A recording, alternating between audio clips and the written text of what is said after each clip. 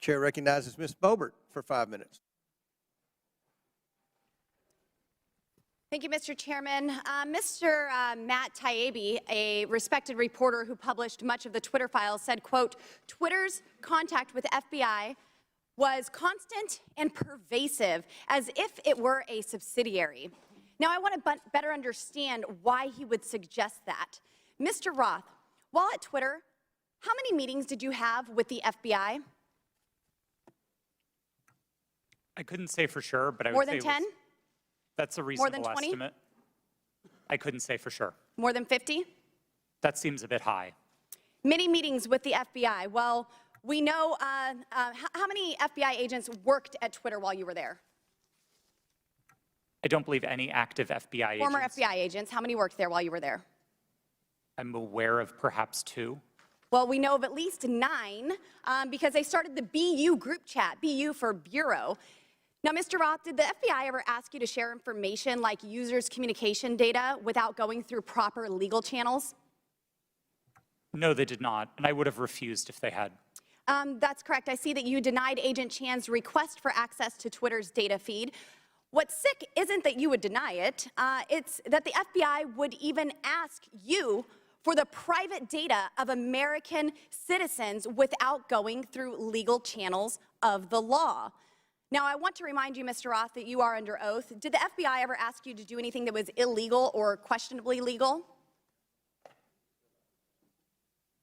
I'm not a lawyer, but certainly not to the best of my recollection or knowledge. Now, from the hearing that I've been a part of today, it's almost impossible to tell where the FBI ends and where Twitter begins. We have Mr. Baker here, a former FBI agent, and there seems to be a revolving door between the FBI and Twitter itself.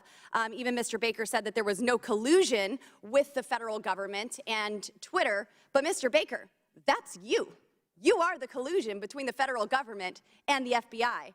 And now with it, this is such a problem because we're seeing censorship all over. Mr. Roth, Ms. Gaddy, did either of you approve the shadow banning of my account at Lauren Boebert?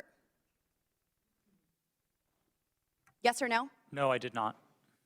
Not to the best of my recollection. Well, let me refresh your memory, because on March 12th, 2021, and Mr. Roth, I know you looked at it because Fascist Twitter 1.0 had a public interest exceptions policy, which means for members of Congress to be shadow banned, it had to go before you, Mr. Roth. So I'll ask again, did you shadow ban my account, yes or no?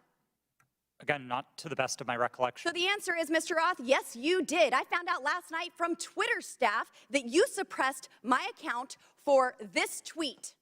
It's a freaking joke about Hillary Clinton being angry that she couldn't rig her election. It's a joke, but in response, being the sinister overlords that you all are, you placed a 90-day account filter so I could not be found.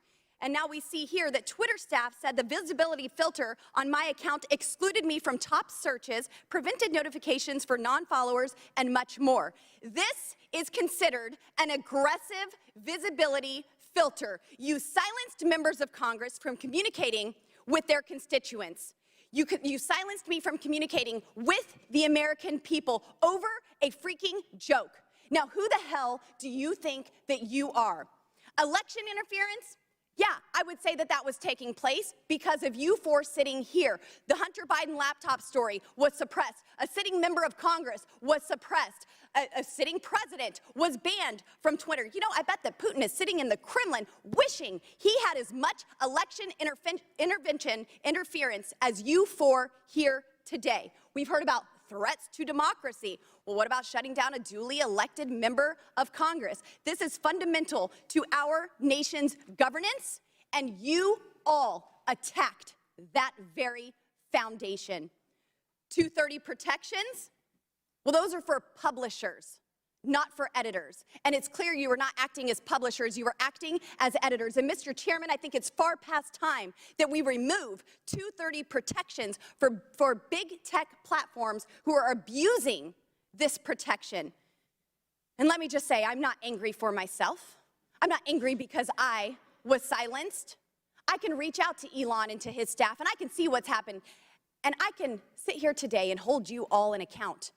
I am angry for the millions of Americans who were silenced because of your decisions, because of your actions, because of your collusion with the federal government. They can't reach out to Elon. They can't sit here today and hold you into account. We don't know where the FBI ends and Twitter begins. But I do want to thank Mr. Elon Chairman, we're Musk over for 17 firing seconds now. you for and saving free speech and even Twitter. Mr. Chairman, I yield. The lady yields. Went